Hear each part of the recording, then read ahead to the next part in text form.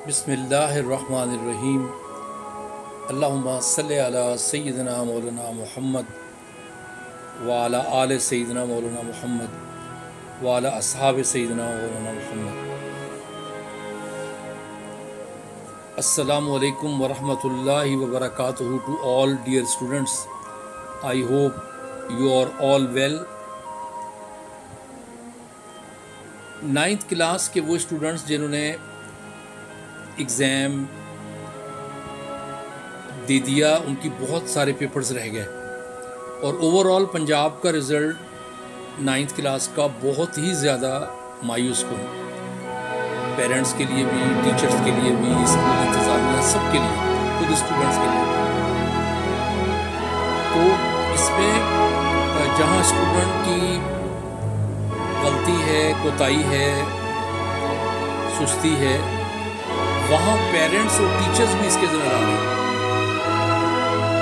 वो इसलिए कि पेरेंट्स की जिम्मेदारी है कि वो एक अच्छे स्कूल में अपने बच्चों का दाखिला करवाएं और टीचर्स से मिलते रहें, प्रोग्रेस पूछते रहें, जो कि नहीं करते। अपने काम काज करते वो बच्चों के लिए ही हैं, कारोबार और भी दुनिया के जो मामलात हैं। लेकिन बहरहाल हमें बच्चों के फ़ायदे के लिए फिर एकेडमी या कोई जो टीचर हायर करते हैं ट्यूशन के लिए या कोई उसको देखें कि वो बच्चों के कॉन्सेप्ट क्लियर करती है, तो पूरी इंफॉर्मेशन देती है पेपर्स के बारे में कि पेपर जो अटेम्प्ट कैसे करना है, MCQs का जो सेक्शन है वो किस तरह से आएगा, कोड कैसे होगा।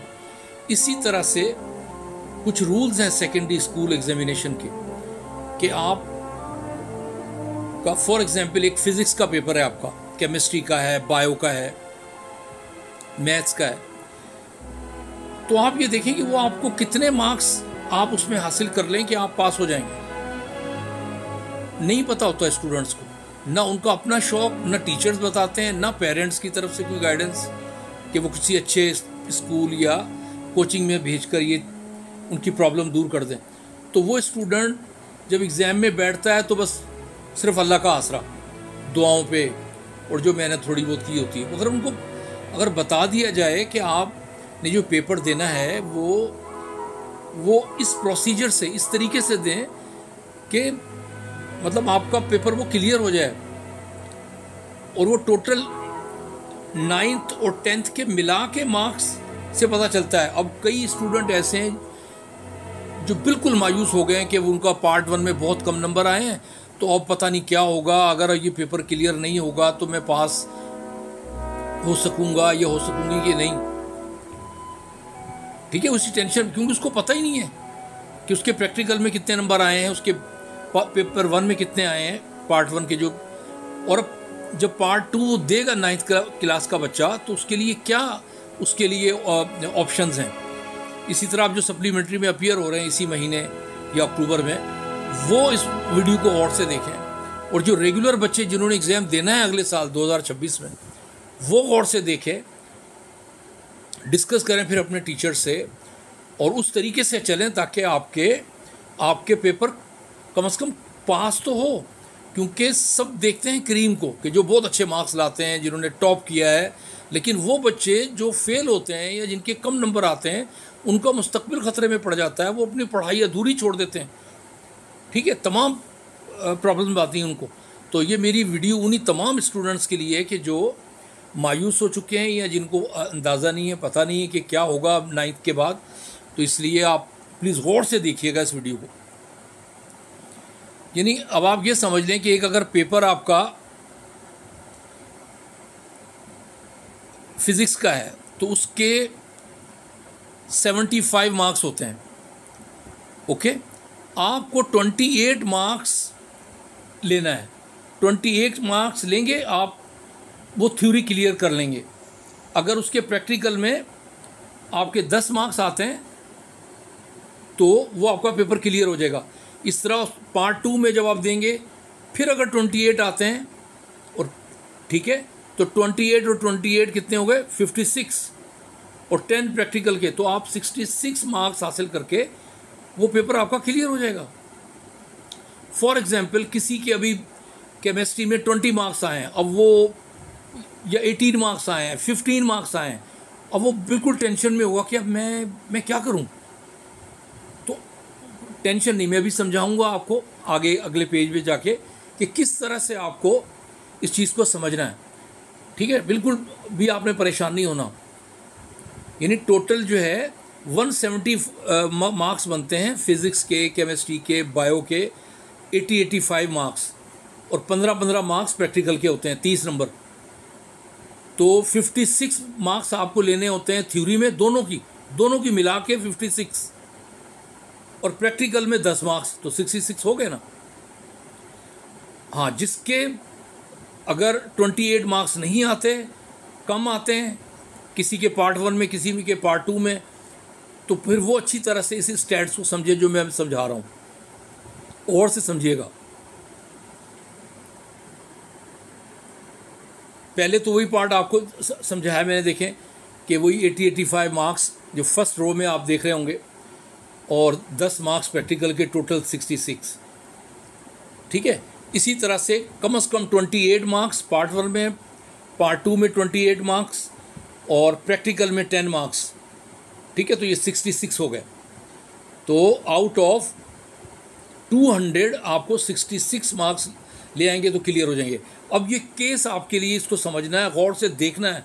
जैसे आप वीडियो देखते हो, कोई फ़नी वीडियो, कोई कार्टून या गेम्स देखते हैं आप, ड्रामा, फिल्म, जो भी, तो उन एक्टिविटीज़ की तरह इसमें भी स्पिरिट दिखाएं, इंटरेस्ट दिखाएं कि इंशाल्लाह बफज़ल खुदा जिनके काम मार्क्स आए हैं वो इसको समझ के वो इजीली क्लियर कर लेंगे। ज़रा अच्छी तरह से गौर से समझिएगा। अब जैसे ये देखें, केस वन में क्या है कि 28 मार्क्स आपके पेपर 1 में, पेपर 2 में भी 28 मार्क्स हैं, और 10 मार्क्स प्रैक्टिकल में, तो कितने हो गए? 66।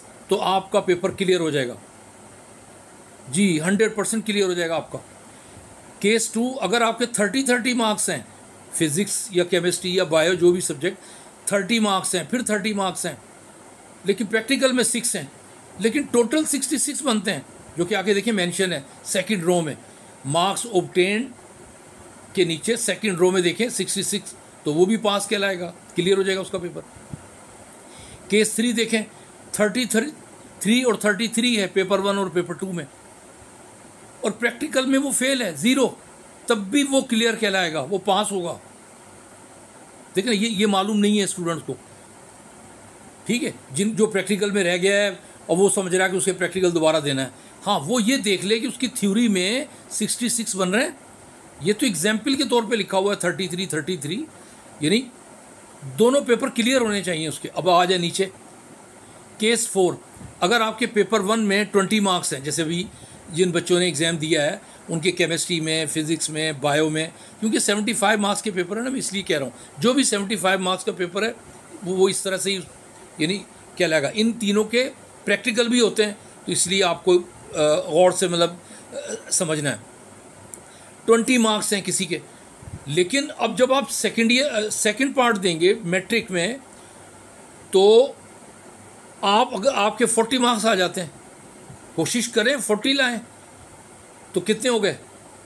60, और अगर प्रैक्टिकल में 6 भी आ गए तो आपका पेपर क्लियर हो जाएगा, आप पास हो जाएंगे।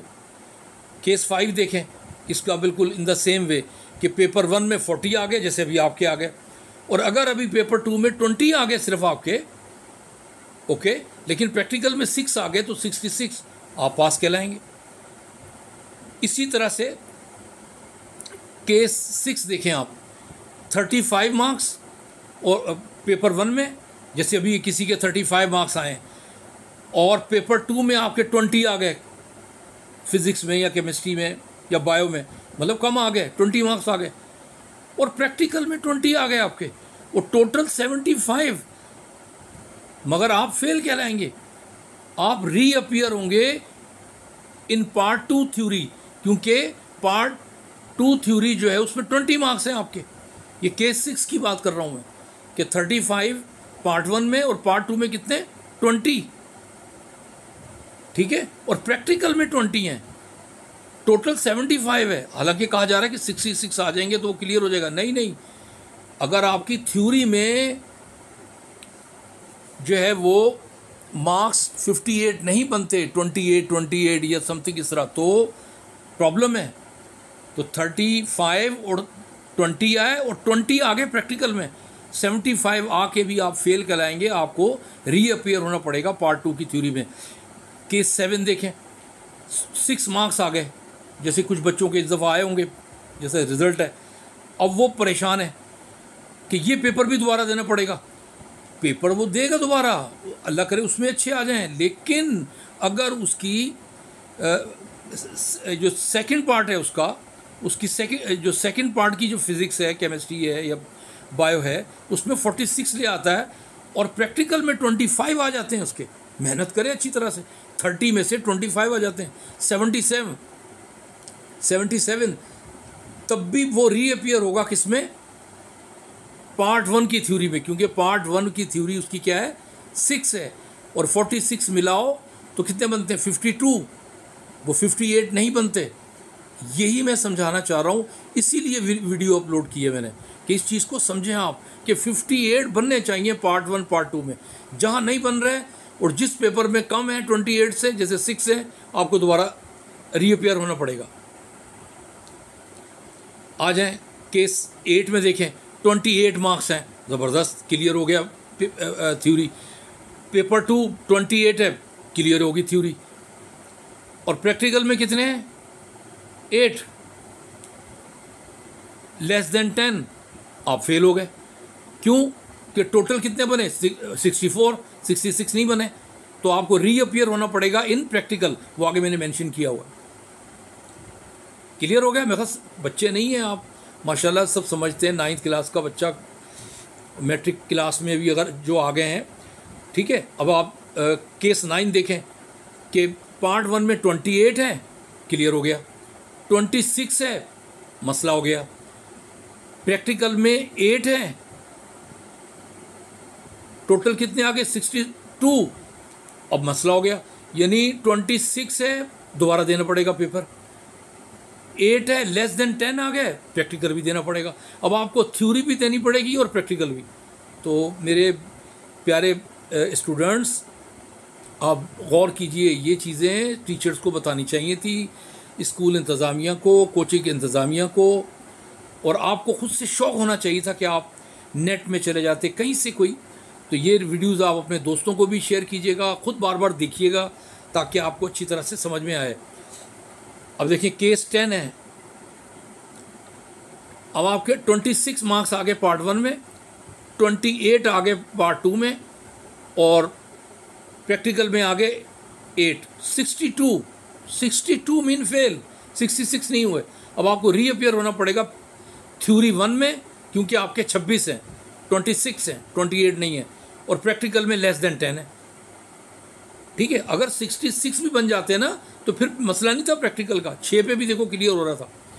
प्रॉब्लम आई कि आपके 26 आए वहाँ, और यहाँ आपने 10 ले लेते 8 की जगह, तो आपका प्रैक्टिकल क्लियर हो जाता। बहरहाल आगे देखें केस 9, 26 दोनों खतरे में, और प्रैक्टिकल 8 ये भी खतरे में। अब आपको तीनों दोबारा देने पड़ेंगे, यानी reappear in part 1, part 2 and practical as well. जी, क्योंकि 60 मार्क्स बने, 66 नहीं बने, और फिर 26 आए, 28 नहीं आए पार्ट 1 में, फिर पार्ट 2 में भी 28 नहीं आए, और वहाँ 10 आना चाहिए थे, प्रैक्टिकल में 8 आए। ये तीनों दोबारा देने पड़ेंगे आपको। वीडियो थोड़ी सी लेंथी हो गई, मगर समझाना बहुत ज़रूरी था। इन बच्चों को कोई टाइम देता नहीं है, सब भागते हैं, जो इम्प्रूवर और जो बड़े बेस्ट रिज़ल्ट, ठीक है, होता है, हम भी यही करते हैं, लेकिन मतलब आपका भी हक है उन स्टूडेंट्स का जो फेलियर हैं या जो इम्प्रूव भी कर रहे हैं, तो ज़रा समझ के करें। वो लास्ट केस है कि 27, ठीक है, लेकिन एक नंबर कम, तो आपको दोनों पेपर दोबारा देने पड़ेंगे, पार्ट 1 का और पार्ट 2 का, क्योंकि एक नंबर कम है। हाँ, 10 आ गए प्रैक्टिकल में, प्रैक्टिकल क्लियर हो गया। तो उम्मीद है आप समझ गए होंगे, और दोबारा से इसको देखें। जैसे कोई चीज़ आपको अच्छी लगती है, जिसमें आपको इंटरेस्ट होता है, वो गेम दोबारा खेलते हैं आप, वो फिल्म दोबारा देखते हैं, वो ड्रामा आप दोबारा देखते हैं, वो तमाम इसी तरह से आपको जो समझ में ना आए मिलकर बैठकर दोस्त आप समझें, इंशाल्लाह कोई रॉकेट साइंस नहीं है, सीधी सीधी बात मैंने समझाई है, आपको समझ में आ गई होगी। अपना ख्याल रखिएगा और मज़ीद इस चैनल को सब्सक्राइब करें तो आपके पास नोटिफिकेशन अपने आप आते रहेंगे। ठीक है, एक दूसरे दोस्त को शेयर करें तो इंशाल्लाह अब मैं आपको बाकायदा इसी चैनल पे ये तमाम फ़िज़िक्स, केमिस्ट्री, मैथ्स इसको समझाऊंगा भी, बाकायदा लेक्चर दूंगा, सॉल्व एक्सरसाइज और जो भी आपके लिए आसानी के लिए मतलब वो एक पहले मेरी एक वीडियो है वो भी आप देख लीजिएगा जिसमें बताया गया कि किस तरह से आप कौन कौन से चैप्टर मतलब अगर कर लेंगे मैथ्स के लिहाज से समझाया। इसी तरह फिज़िक्स केमिस्ट्री के भी इंशाल्लाह मैं गाइडेंस दूंगा, परफेक्ट गाइडेंस दूंगा आपको। ठीक है, अपना ख्याल रखिएगा, दुआओं में याद रखिएगा। अल्लाह हाफ़िज़।